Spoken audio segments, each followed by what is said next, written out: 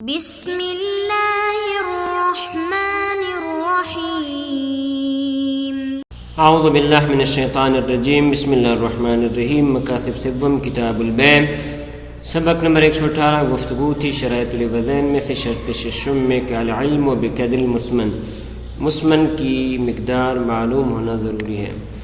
تو آج سے ایک نیا مسئلہ شروع کر رہے ہیں، وہ مسئلہ ہے بیع بعض من جملت متساویت الاجزاء، ایک ایسی مبیع ہے کہ جس کے اجزاء آپس میں برابر ہیں تو اس کے بعض حصے کو ہم بیچنا چاہتے ہیں، تو آیا اس کی بیع جائز ہے یا بیع جائز نہیں؟ تو اس سے پہلے کہ ہم اس مسئلے کے بارے میں ڈسکس کریں، بطور مقدمہ اصول بیع 3 قسم کے ہیں۔ اصول البیع ثلاثۃ اقسام، یہ بعض محشین کی عبارت جہاں پہ میں نے ڈالی ہے، وہ فرماتے ہیں اصول بیع کی جو بنیاد ہے وہ 3 تقسیموں پہ ہے، 3 اقسام پہ ہے۔ ان میں سے الاول بیع الفرد، فرد کو آپ بیچنا چاہتے ہیں۔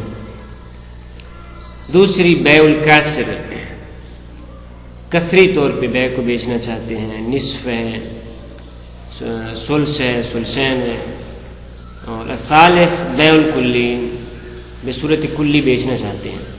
والاول، تو اگر بصورت فردی بیچنا چاہتے ہیں، بیع الفرد ہے تو اس کی 2 قسمیں ہیں، اما ان یبیع فردا معینا، یا فرد معین کو بیچ رہے ہیں، کہذا الکتاب، مثلا اس کتاب کو میں بیچ رہا ہوں، وقد یبیع احد فردین بلا تعیین، یا ایک کو بیچ رہے ہیں لیکن بغیر تعیین کے 2 فردوں میں سے، مثلا آپ کہتے ہیں کہ ان 2 کتابوں میں سے میں ایک کتاب بیچ رہا ہوں، لیکن معین کون سی کتاب؟ اس کے بعد دوسری اگر بیع کسری ہے تو یا یہ کسر محدود ہے یا کسر غیر محدود ہے۔ کسر محدود کس طرح؟ جیسے کہ آپ کہتے ہیں کہ میں اس ڈھیری سے 10 بیچ رہا ہوں، 10 اور 10 سے آپ کی مراد کیا ہے، یعنی اس ڈھیری سے میں 10 کلو بیچ رہا ہوں۔ دوسرا یہ ہے کہ اما یکون کسرا غیر محدود، ایک ایسی کسر ہے کہ جو محدود نہیں ہے، مثلا آپ کہتے ہیں کہ میں اس ڈھیری سے 10 بیچ رہا ہوں، بھئی معنی کہ جتنی بھی ڈھیری ہے اس تمام کا عشر بیچ رہا ہوں، 10واں حصہ بیچ رہا ہوں، بس وہ بھی کسر ہے، یہ بھی کسر ہے، لیکن یہ غیر محدود ہے اور وہ محدود ہے۔ تیسری ہے کہ بصورت کلی آپ بیچ رہے ہیں، تو یا تو کلی فی الذمہ ہے یا کلی فی الخارج ہے۔ کلی فی الذمہ جس میں آپ کہتے ہیں کہ میں 1 کلو بیچ رہا ہوں، اب وہ 1 کلو بصورت کلی آپ نے ذکر کیا ہے، اور دوسرا ہے کہ کلی فی الخارج، ہاں آپ یہ کہتے ہیں کہ یہ جو صبرہ پڑی ہے، یہ جو ڈھیری پڑی ہے، اس میں سے میں کلو بیچ رہا ہوں، تو یہ ایسی کلی ہے کہ جو خارج میں موجود ہے۔ تو یہ اقسام ہیں بیع کی، اصول بیع، البتہ اور فرعی قسمیں بھی ہیں۔ تو اس حوالے سے ہماری جو آج کی گفتگو ہے وہ اس طرح ہے کہ مسئلہ یہ کہ بیع بعض من جملت متساویت الاجزاء، کلی طور پہ آپ کے پاس ایک چیز پڑی ہے کہ جس کے اجزاء آپس میں مساوی ہیں، قصاع من صبرۃ مجتمعۃ السیان، 1 سا 3 کلو، سا 3 کلو، تقریباً 3 کلو کا ہوتا ہے۔ صبرہ ڈھیری یعنی ڈھیر ایک جگہ پہ اکٹھی ہوئی ہے، مجتمع کہ مجتمع ایک جگہ پہ ہے، اور اس کے اندر جو سا موجود ہیں، سا کی جمع سیان، 10 سا ہیں، 20 سا ہیں، جتنے بھی سا ہیں، تو خلاصہ اس کے جتنے بھی سا ہیں وہ تمام اکٹھے ایک ہی جگہ پہ پڑے ہیں، اور آپ ان میں سے 1 سا کو بیچ رہے ہیں۔ او متفرقتھا، یا اس کے جو سا ہیں مختلف جگہوں پہ پڑے ہیں، تو آپ ان میں سے کیا ہے 1 سا بیچ رہے ہیں۔ او ذرا من کرباس، یا ایک تھان ہے قماش کا اور کپڑے کا، تو ان میں سے آپ کہتے ہیں جی میں 1 میٹر بیچ رہا ہوں اس میں سے۔ یا آپ کہتے ہیں عبد من عبدین، 2 عبد میں سے 1 عبد کو بیچ رہے ہیں۔ وشبہ ذالک، یا اس قسم کی اور مثالیں آپ لے سکتے ہیں۔ تو اس کے بیچنے کا کیا طریقہ ہے؟ فرماتے یہ جو بیع ہے کہ آپ جملہ میں سے بعض کو بیچ رہے ہیں، اس کی کچھ وجوہات ہیں، اقسام ہیں۔ ان میں سے الاول، پہلی وجہ کہ ان یرید بذالک البعض کسرا واقعیا من الجملہ مقدرا بذالک العنوان، کہ یہ جو آپ نے کہا صا من صبرۃ مجتمعہ یا متفرقہ الصیان، کہ اس ڈھیری میں سے ایک سا بیچ رہے ہیں، تو یہ جو سا ہے آپ کا، یا دوسری جو مثال انہوں نے پیش کی ہے کہ اس میں سے آپ مثلا 10 بیچ رہے ہیں جی، تو یہاں پہ فرماتے ہیں آپ کی مراد کاسر سے کسر واقعی ہے۔ کاسر سے مراد جسے آپ کہتے ہیں نصف، ثلث، ثلثین، ربع، عشر، عشرین، ان تمام کو کسر واقعی کہا جاتا ہے۔ تو فرماتے ہیں آپ کی مراد بیچنے سے کسر واقعی ہے۔ مثلا کس طرح؟ فیرید بالصا، صا سے اس کا ارادہ مثلا من صبرۃ تکون عشرۃ اسواع عشرها، کہ ایک ایسی ڈھیری ہے کہ جس کے اندر ٹوٹلی 10 سا موجود ہیں، اور آپ کہتے ہیں سا میں بیچ رہا ہوں، تو پس عشر ہو جائے گا اس کا 10واں حصہ ہے، کیونکہ ٹوٹل 10 سا پہ مشتمل ہے، اور آپ کہہ رہے ہیں کہ میں اس سے سا بیچ رہا ہوں، یعنی عشر بیچ رہا ہوں، تو یہ عشر اس کا کیا کسر واقعی ہے۔ اس طرح آپ کہتے ہیں ومن عبد من العبدین نصفہما، تو جب 2 ہی عبد ہیں اور ان میں سے آپ ایک عبد کو بیچ رہے ہیں، تو اس کے کیا معنی؟ یعنی آپ نصف نبی کو بیچ رہے ہیں۔ تو فرماتے ہیں لا اشکال فی صحت ذلک، اس میں کوئی اشکال نہیں کہ یہ صحیح ہے۔ تو اس طریقے سے بیچ سکتے ہیں، کسر واقعی کے طور پر بھی بیچ سکتے ہیں، اور اسی طرح ولا فی کون المبی مشاعا فی الجملہ، جی آپ بصورت مشاع بیچ رہے ہیں، بصورت مشاع بیچ رہے ہیں کسی کو، یعنی آپ کا ارادہ یہ ہے کہ مثلا ومن عبد من العبدین نصفہما، عبد ان میں سے مشخص تو نہیں ہے کہ کون سا عبد ہے، بصورت مشاع بیچ رہے ہیں۔ مشاع کیا ہوتا ہے؟ یعنی وہ مشترک ہے دونوں عبد کے درمیان، دونوں عبد کے درمیان آپ کہہ رہے ہیں کہ ان میں سے ایک میں بیچ رہا ہوں، تعین اسے کہتے ہیں مشاع۔ مشاع کا لفظ تعین کے مقابلے میں استعمال ہوتا ہے، تو فرماتے اس میں بھی کوئی اشکال نہیں کہ یہ صحیح ہے۔ اور اسی طرح ولا فرق بین اختلاف العبدین فی القیمت وعدمہ، اور یہ جو ہم نے عبدین والی مثال پیش کی ہے، اس میں کوئی فرق نہیں کہ ان اگر اس طریقے سے کسر واقعی کے طور پر بیچ رہے ہیں یا بصورت مشاع بیچ رہے ہیں، تو کوئی فرق نہیں کہ عبدین قیمت میں مختلف ہوں، ایک کی قیمت مثلا 70,000 ہے، دوسری قیمت 1,00,000 ہے، وعد میں ہی جو ان کے درمیان کوئی اختلاف نہیں، بلکہ دونوں مثلا 70 کے ہیں۔ اور اس طرح ولا بین العلم بعدد الصیان الصبرا وعدمہ، اور صبرا والی جو مثال پیش کی کہ اس میں ہم نے عشر کہا تھا، فرماتے یہاں پر بھی فرق نہیں کہ آپ کو سیان کا پتہ ہو کہ مثلا یہ 20 سا پہ مشتمل ہے، 10 سا پہ مشتمل ہے، وعدمہ ہی یا پتہ نہ ہو، تو پھر بھی بیچنا جائز ہے۔ کیوں؟ لأن القاصر مقدر بالصاع، کیونکہ قاصر جو ہے وہ تقدیر ہے کس کی؟ سا کی، لذا آپ کہتے ہیں اس میں سے میں عشر بیچ رہا ہوں، نصف بیچ رہا ہوں، ثلث بیچ رہا ہوں، لذا جائز ہے، بیچنا جائز ہے۔ فلا یعتبر العلم بنسبت للمجموع، پس اس سا کی یا اس قاصر کی نسبت جو مجموع کی طرف ہے اس کا علم ہونا ضروری نہیں ہے۔ ہاں صرف یہی تک کافی ہے کہ آپ یہ کہہ رہے ہیں کہ جی میں اس کا 20واں حصہ بیچ رہا ہوں، اس کا 10واں حصہ بیچ رہا ہوں۔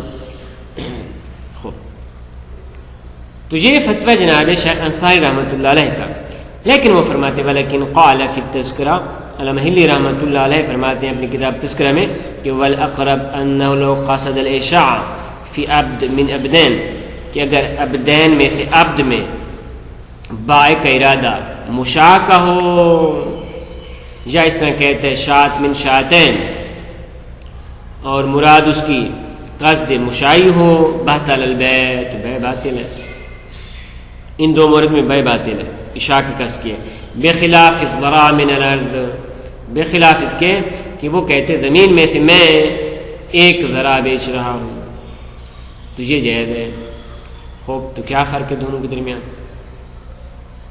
حالانکہ وہ بھی بصورت مشاع بیچ رہا ہے، یہ بھی بصورت مشاع بیچ رہا ہے۔ پہلی 2 صورتوں میں آپ کہتے ہیں باطل ہے، اور دوسری صورت میں آپ کہہ رہے ہیں، تیسری صورت میں کہ ذرا کی صورت میں کہتے ہیں کہ یہ جائز ہے۔ لذا فرماتے ولم یعلم وجہ الفرق، یہ جو فرق علامہ ہلی رحمۃ اللہ علیہ نے ڈالا ہے اس کی ہمارے پاس کوئی دلیل نہیں. آخر وجہ کیا ہے؟ الا مگر ہم یہ کہیں کہ الا من و ظہور الکسر المشاع من لفظ العبد والشاذ، کہ لفظ عبد اور لفظ شاذ میں فرماتے ہیں مشاع کا ظہور نہیں ہو رہا، یعنی ایک قسم کی بے مجہول ہو رہی ہے. مشخص ہو گیا، تو اس کے بارے میں انشاءاللہ کی وضاحت ہوگی. الثانی، تو یہ پس پہلی صورت تھی کہ آپ کی کیا مراد ہے؟ آپ کی مراد یہ ہے کہ یرید بذالک البعض کسر واقعی فی الجملہ، کسر واقعی کا قصد ہے اور اس طریقے سے آپ اس کو بیچ رہے ہیں. یہ پہلی صورت ہو گئی. الثانی، دوسری ہے ان یراد به بعض مردد بین ما یمکن صدق علیہ من الافراد المتصورہ فی المجموع، کہ آپ بصورت مردد یعنی فرد منتشر ہے، فرد متردد کے طور پہ بیچ رہے ہیں کہ ممکن ہے یہ اس پہ صادق ہے، ممکن ہے دوسرے پہ صادق ہے، ممکن ہے تیسرے پہ صادق ہے. فرماتے ہیں یہ وہذا یتضح فی صاع من الصیان المتفرقہ، فرماتے اس کی زیادہ وضاحت وہاں پہ ہوتی ہے کہ جب صاع بصورت متفرقہ ہوں، کچھ وہاں پہ پڑے ہیں، کچھ وہاں پہ پڑے ہیں اور کچھ وہاں پہ پڑے ہیں، تو آپ کہتے ہیں جی ان میں سے میں صاع بیچ رہا ہوں. تو فرماتے ہیں بلا اشکال فی بطلان ذالک مع اختلاف المصادیق فی القیمہ. فرماتے ہیں متفرقہ کی صورت میں یا فرد متردد کی صورت میں کوئی اشکال نہیں کہ اگر قیمت کے اعتبار سے ان کے مصادیق مختلف ہیں تو بے باطل ہے. کالعبدین المختلفین بالقیمہ، مثلا دو عبد ہیں جن کی قیمت مختلف ہے اور علیحدہ علیحدہ جگہوں پہ ہیں، اور آپ بصورت متردد بیچ رہے ہیں نہ بصورت مشاع، تو فرماتے ہیں یہ جائز نہیں. دلیل اس کی کیا لے انہ غرر، کیونکہ سے غرر لازم آ رہا ہے. کیوں غرر لازم آ رہا ہے؟ لأن المشتری لا یعلم بما یحصل فی ید منہما، کیونکہ مشتری کو پتہ نہیں ان دونوں میں سے کون سا اس کے ہاتھ میں آئے گا. بائیں نے کہا کہ میں ان عبدین میں سے ایک آپ کو بیچ رہا ہوں لیکن بصورت مشاع نہیں کہہ رہا. اب کیا ہے، یہ اسے لے لیتا ہے تو اسے نہیں پتا کہ یہ اس کو 70 والا اٹھا کے دے دے گا یا 100 والا اٹھا کے دے دے گا. وَأَمَّا مَا اتِّفَاقِهِمَا فِي الْقِیمَةِ، لیکن اگر قیمت کے اعتبار سے دونوں برابر ہوں، کما فی الصیعان المتفرقہ، جس طرح دو سا کے دو، جس طرح صیعان متفرقہ ہیں لیکن تمام قیمت تو ایک ہے. تو یہاں پہ کیا ہے؟ فرماتے ہیں یہاں پہ مسئلہ تھوڑا سا اختلافی ہے. فل مشہور قول یہ ہے کما فی کلام بعضن، جیسے کہ بعض فقہا نے اس کو ذکر کیا ہے المن، کہ ممنوع ہے مشہور کے نزدیک. بل فی الریاض، بلکہ ریاض المسائل میں سید عاملی فرماتے ہیں نسبتہ الی الاصحاب، تمام فقہاء امامیہ اس کو ممنوع قرار دیتے ہیں. اس طرح عن المحقق الاردبیلی قدس سرہ، محقق اردبیلی مجموع البرہان میں فرماتے ہیں ایزن نسبت المن ان بیع ذرا من قرباس مشاہد، وہ فرماتے ہیں اگر کپڑے میں سے ایک ذرا کو بیچ رہا ہے اور کپڑا بھی ایسا ہے کہ مشاہد ہے، جس کو دیکھا بھی گیا ہے لیکن من غیر تعیین احد طرفی ہے، لیکن اس میں سے معین نہیں کیا گیا کہ اس کپڑے کی کون سی طرف کو وہ خرید رہا ہے. مشاہد ہے لیکن ادھر تعین نہیں ہوئی کہ اس طرف والا خریدیں گے یا اس طرف والا خریدیں گے. تو فرماتے ہیں انہوں نے بھی نسبت المن الی الاصحاب، فقہاء کی طرف نسبت دی ہے. گویا جناب شیخ انصار رحمۃ اللہ فرماتے ہیں کہ یہ مسئلہ ظاہراً اجماع منقول کے حد تک ہے، فقط شہرت نہیں ہے ممنوع کی. ایک مستدل علی المن بعضهم، اور بعض فقہاء نے اس کو ممنوع قرار دیا لیکن ان کی دلیل کیا ہے؟ بالجہالہ، وہ کہتے ہیں کہ فرد متردد کی صورت میں جہالت لازم آتی ہے کہ التی یبطل مع البیع اجماعا، اس پہ اجماع موجود ہے کہ جہالت کی صورت میں بے باطل ہے. وآخر، بعض فقہاء نے استدلال کیا جہالت کے ساتھ نہیں بلکہ ابہام کے ساتھ کہ بأن الابہام فی البیع مبطل، کہ ابہام ہے مجمل ہے بے، اور مجمل بے اگرچہ جہالت نہیں ہے لیکن اجمال ہے لذا مبطل ہے. لا من حیث الجہالہ، جہالت کی وجہ سے نہیں بلکہ ابہام کی وجہ سے. وَيُؤَيِّدُهُ فرماتے اس ابہام والے استدلال کی تائید کرتا ہے کیا؟ أَنَّهُ حَكَمَ فِي التَّذْكِرَةِ، علامہ ہلی رحمۃ اللہ علیہ نے تذکرہ میں حکم لگایا ہے کس طرح کہ ما منعہ ان بأحد الابدین المشاہدین مشاہدین المتساویین، کہ انہوں نے فرمایا کہ دو ایسے عبد کہ جن کو دیکھا گیا ہے اور قیمت کے لحاظ سے بھی برابر ہیں، فرماتے ممنوع ہے ان کا بیچنا. کیوں؟ کہ بأنہ لو تالف احدہما فباع الباقی، کہ انہوں نے فرمایا اولاً تو انہوں نے ممنوع قرار دیا ہے کہ ممنوع ہے اس طرح. نیز یہ حکم لگایا کہ اگر ان دونوں میں سے ایک تلف ہو جائے اور دوسرے کو وہ بیچ دے، ولم یدر ایہما ہوا، لیکن پتہ نہیں کہ ان میں سے کس کو بیچا ہے، صحات اس صورت میں صحیح ہے، خلافا لبعض العامہ، البتہ بعض عامہ فقہا کے خلاف ہے کہ وہ کہتے ہیں باطل ہے. ثالث، تیسرے فقیہ نے اس پہ جو استدلال کیا ہے فرماتے ہیں بلزوم الغرر، کہ جہاں سے چونکہ غرر لازم آ رہا ہے لذا فرد متردد کی صورت میں بے باطل ہے، کیونکہ نہى النبی عن الغرر. ورابع، اور چوتھے نے یہ دلیل پیش کی کہ بأن الملک صفت وجودیہ، ملکیت ایک وجودی صفت ہے، محتاجۃ الی محل تقوم بہ، اور وہ محتاج ہے ایسے محل کی کہ جس کے ساتھ اس کا قیام ہو، کسائر الصفات الموجودہ فی الخارج، جس طرح باقی صفات وجودیہ ہیں، مثلا رنگ ہیں، جتنے بھی رنگ ہیں ان کے لیے ایک جگہ کا ہونا ضروری ہے، ایک جسم کا ہونا ضروری ہے. اور جب آپ کہتے ہیں وَآحَدُهُمَا عَلَى سَبِيلِ الْبَدَلِ، کہ ان ابدین میں سے ایک کو میں بیچ رہا ہوں، تو یہ ملکیت کی جو صفت وجودیہ ہے یہ کس پہ فٹ ہوگی؟ غیر قابل لقیامہ بہ، یہ قابلیت نہیں رکھتی کہ احدہما میں سے کس پہ اس کی فٹنگ ہو. کیوں؟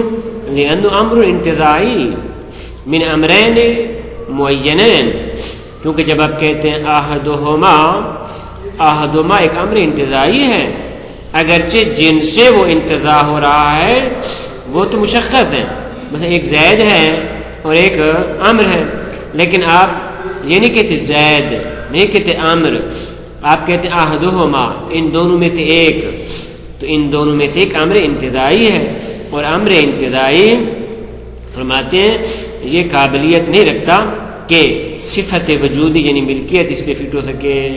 وصلی اللہ علی محمد و اہل بیت الطیبین الطاہرین.